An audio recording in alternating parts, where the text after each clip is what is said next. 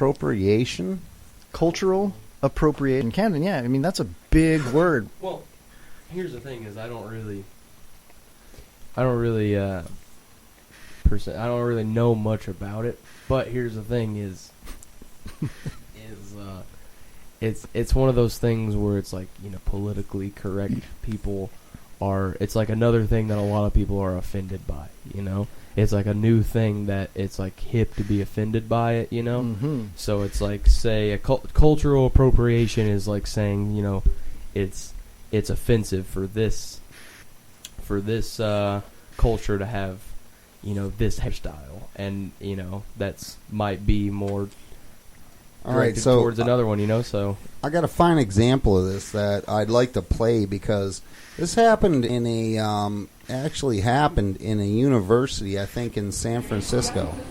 So listen in. All right, here we go. You're saying that I can't have a hairstyle because of your culture? Why? Because it's my culture. Do you know what belongs to me? Do you know it was in Egyptian culture? Are you Egyptian? Nah, bro, you're not. Are you Egyptian? No. Are you Egyptian? No, but it doesn't matter. This is a white kid with dreadlocks getting crap from... Dude, go. You have no right to tell me what I can have. Huh? Yo, girl, stop touching me right now. Yo, girl, stop touching me right now. Yo, Jay, stop touching me right now. Don't tase me, bro. yeah, so this is what it is. It's pretty absurd. It's just, you know, So she's trying to cut his dreadlocks because he's white and she's shouldn't have trying to them. say that it's not okay for him to have dreadlocks because he's white. Right. You know, So what do you think about that, Camden? Should I think it's fucking absurd. yeah. You know, it's because it's just a new thing for people to be offended about. Right, like perhaps what if... But maybe not even offended is the word, but just like something they can be touchy about. You know. Yeah, well, I'm touchy about a lot of stuff, but it's People neither here get nor there. offended in America way too much. Like, Well, that's what I'm saying. It's like it's another. It's No. the newest thing that people are getting Is it offended about. is it people are offended way too much, or is it that's just what's popular and that's all you get to see? You know what I mean? well, that's true. It's probably that's what they're gonna play on social media. I mean, if something isn't outlandish, then they're not gonna play it. But people catch this and stuff like this happens, and I just can't believe it, because I'm like, you know, why would you go up to somebody like that and do that, man? It's just like it's pretty creepy. Well, what about if you flip the coin, the other side of the coin here? What if there was a black dude walking around in overalls and a tank top with bare feet and a catfish tattoo? Would that be offensive to you, Camden? No. You'd be cool with that. Dude, I mean, would black people have been I wearing wouldn't. overalls in America for just as long as white people? I was just trying to see how you feel, man. That's all. I completely agree with you. Yeah, I wouldn't have a problem with it. I don't really have a problem with anything except for Camden's bare feet, man. Because look at they're kind of chubby, and then the toes are like little claws, little bear claws. They're hairy. And they're fucking hairy as hell, dude. Oh my god, dude. It's like if you grew your beard a little bit longer, you could just like braid it into your feet, dude, and you could just roll up like a hedgehog. Yeah, and instead of having blankie time like last time you sat in the show, you just have hedgehog time, dude. Just look at Camden in the corner, all cute, Camden, curled up like just hedgehog. fire up a cigarette over there. Just fire up a cigarette and look at him and say, "Fuck you, Kevin." Yeah, deal with it. You guys wanna talk a minute about the appropriations and what, Yes, Pops, what we're talking about? Give some wisdom to this 65 conversation. years ago, when I graduated from high school, race relations in this country sucked. I mean, the black man had a legitimate gripe. Sure, yeah. And through a few of them that really made an effort, and through a lot of white men that helped prove the white man's theories wrong, there's been a tremendous amount of gain in white-black relationships. Mm-hmm. And the big money guys want the separation between the races. Currently they do, yes. They always have, and they always will. So that's one of the reasons that Obama got elected. Mm-hmm.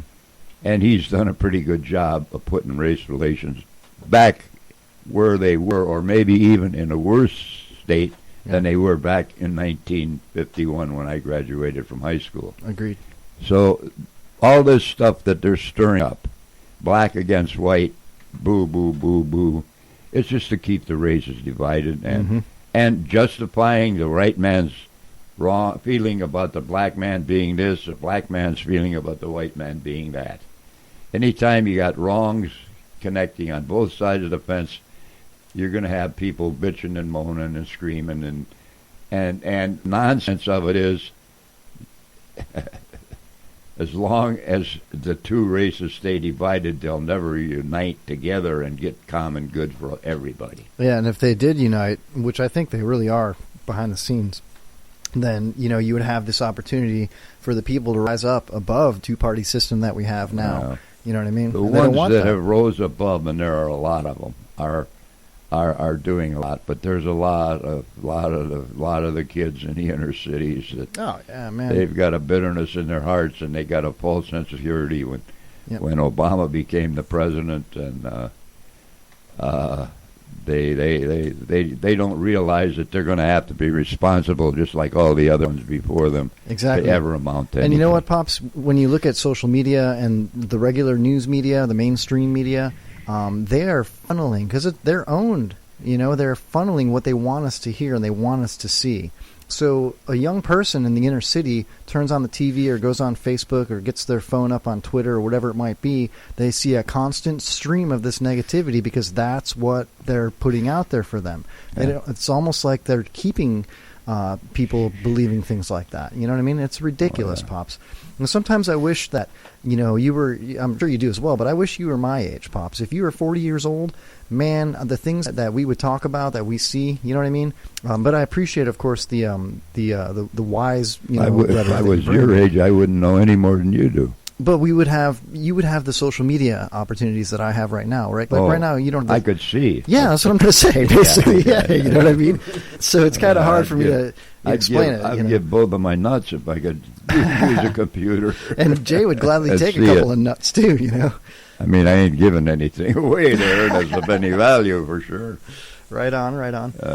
So Pops just brought us down to reality with the cultural appropriation, and I appreciate you, Camden, for bringing that to the table, because that's actually huge right now. People are talking about it. People are getting really upset about that. Yeah, agreed, and it's really nonsense, because in our daily lives, we talk about stuff like that. It doesn't affect us. It doesn't bother us. Well, the reason it's so absurd to me is because no one gave a shit until yesterday, Yeah, right.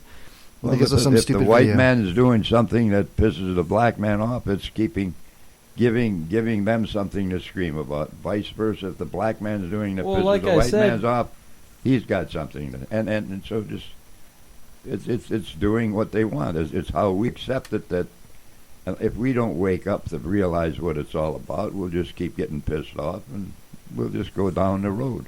Yeah. It's important that there's radio programs like ours to really keep the main population of our country straight. You know what I mean? So definitely listen to the Kevin Holly Show every Wednesday night, and listen to our show reels. Repeat it. It runs on our website, which is not completely finished still. I know I said I'd have it ready this week, but it's not quite ready yet. But it will be. I'd just like to take a break to say that good things never come easy. No, I'd just like to take a moment and say that Chuck's back's lives matter too. So Chuck's back. He threw his back out, man. He did. Yeah. He did. That's why we have Mudcat in here tonight. And and I'm personally, it might be an improvement. I don't know. Chuck, you might be out, dude. You might be homeless and out of work. No, it's going to be Don't worry, Mudcat. If Chuck wants to come back, I'll step aside for you. No, Camden's not coming on full time. No, no, Camden. Fuck no. Mudcat. If you want to stay, and Pops doesn't want to go, I'll leave. What if? Listen. What if I'm better than Chuck? Well, then That's I'll impossible. leave. I mean, I'll give you my computers and everything, dude. I'll take Wednesday nights off and sit at the house, get drunk. No, I don't like where this is going, you guys. I mean, I'm the host. I mean, we're all quitting on you, dude. I could fire you all. Just be me and Pops. How about that? How about just me and Pops and Kevin? Pops was the first to anarchy on this. What are you talking about? It's because of you and Camden. That's why, dude. We started it. If it was just me and Pops, we'd have a quality program. Yeah, Pops was the first to revolt. Yeah, fuck you, sorry, Camden. Kev. Fuck you, dude. Fuck you, Camden. Just kidding. We'll talk about my pay increase later. So pain increase. Well, man. I see that I'm supposed to say something about the moon. And the moon is a fascinating thing. I'm sure you all know that, and it has an effect. But there's a group now that have been formed, appointed. I don't know if it's a commission or a study group or what it is, but they're supposed to be pretty important people. And their sole purpose between now and they got to come up with an answer to get approval. Now, I don't know who's got to approve it, but there's a group. Maybe this is part of Camden's thing. They're creating a problem, but people are dissatisfied that we call our moon the moon. Many planets all have moons, but many of them have very sophisticated names for their moon. And this group is set up now, and aside from scratching their balls, they're going to have to come up with a name that everybody in this country will be happy with for our moon.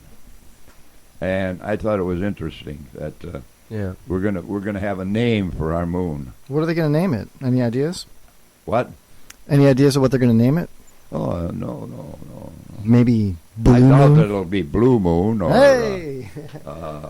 Luna or anything like that, but they're working Don't on do it it, now. Kevin. I don't Don't do know it. if they got a big commission from Soros or from the United States Treasury, or it should say the Federal Reserve, because they're the only one got any paper money left.